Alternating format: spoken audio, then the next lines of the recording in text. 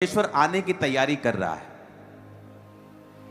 मैं आपको बता रहा हूं, वेरी सून, बहुत जल्दी, जितने तरीके से, जितनी तेजी से हालात बदल रहे हैं, आपको मालूम होगा कि युद्ध कहां हो रहा है, लेकिन आपकी रसोई में उसका फर्क पड़ रहा है। आपको सिलेंडर नहीं मिल रहे हैं।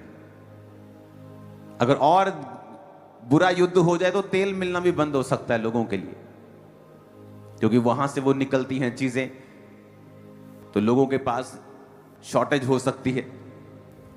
पूरा बंद नहीं हो सकता, क्योंकि अब बहुत सारी जगहों से ये आता है, लेकिन हमें प्रार्थनाओं में रहना है और आपकी प्रेयर से हम भी सुरक्षित रहेंगे, देश भी सुरक्षित रहेगा। आमीन। और दूसरा, आपको ये बात दिमाग में रखनी है कि आपको फ्यूचर के लिए रेडी रहना है। जो आपके लिए भविष्यवाणियां की गई पिछले सालों में, उनको चेक करो, अपनी लाइफ को उनके अनुसार बनाना शुरू करो। अगर आप नहीं बनाएंगे, आपको फिर मालूम होगा कि ये बातें हमें 10 साल से बताई जा रही हैं, 12 साल से हमें ये बातें बताई जा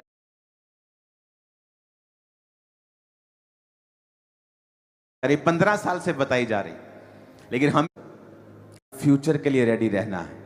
जो आपके लिए भविष्यवाणियां की गई पिछले सालों में, उनको चेक करो, अपनी लाइफ को उनके अनुसार बनाना शुरू करो। अगर आप नहीं बनाएंगे, आपको फिर मालूम होगा कि ये बातें हमें 10 साल से बताई जा रही हैं, 12 साल से हमें ये बातें बताई जा रही, 15 साल से बताई जा रही, लेकिन हम ही ने इन बातों पर ध्यान नहीं दिया। हमें तो वो बोल रहे थे सारी चीजें। हालेलुया। मेरा बिलीव है कि आज जो वर्ड आप सुनेंगे, ये आपकी हेल्प करेगा आपको इस्टेब्लिश करने के लिए। अपने हाथों को उठाओ,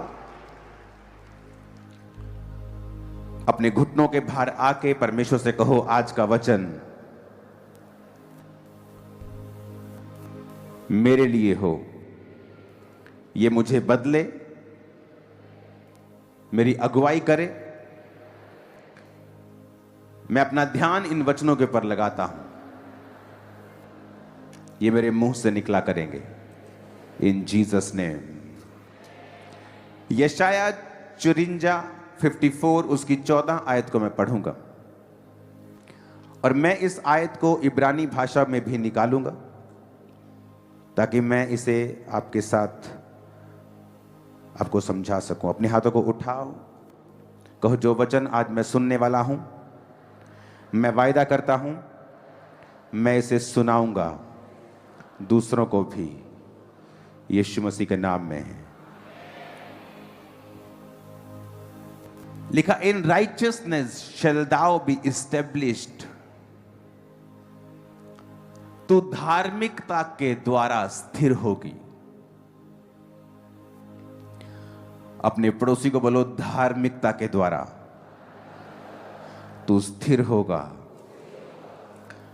इब्रानी भाषा का 6666वां शब्द जो धार्मिकता के लिए इस्तेमाल किया गया है, उसका मतलब है तसेदाक। तसेदाक का मतलब है राइचियसनेस, राइटनेस, रेक्टिट्यूड।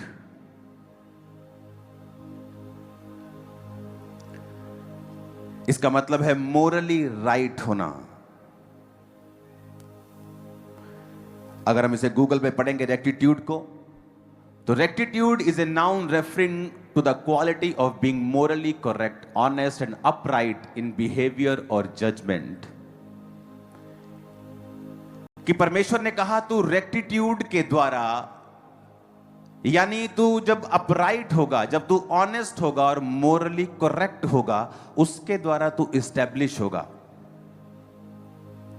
मैं अपने जो स्पिरिचुअल सन्स हैं, क्योंकि इस मेंटरशिप में 2800 स्पिरिचुअल सन्स और डॉटर्स हैं, मिनिस्ट्री में जो पास्टर्स हैं, जब वो आते हैं तो 90% मैं उनको यही समझाता हूं कि आप 2 तरीके से अपनी चर्च को ग्रो कर सकते हो।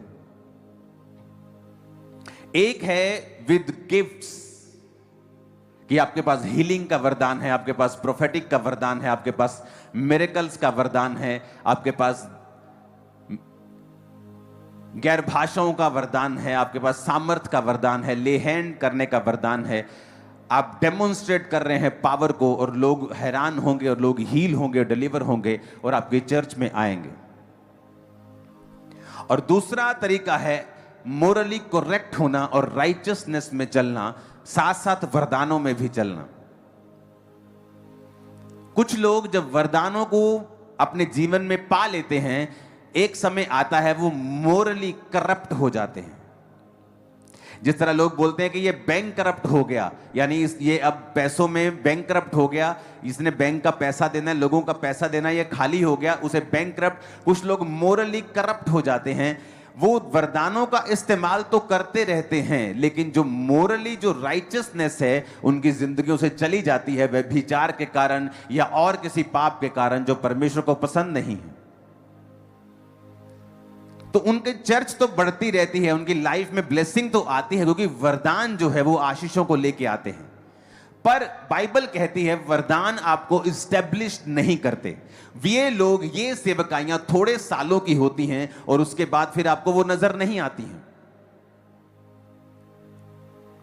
क्योंकि अगर आपको इस्टेब्लिश्ड होना है, अपने पड़ोसी को बोलो इस्टेब्लिश्ड होना है, स्थिर होना है।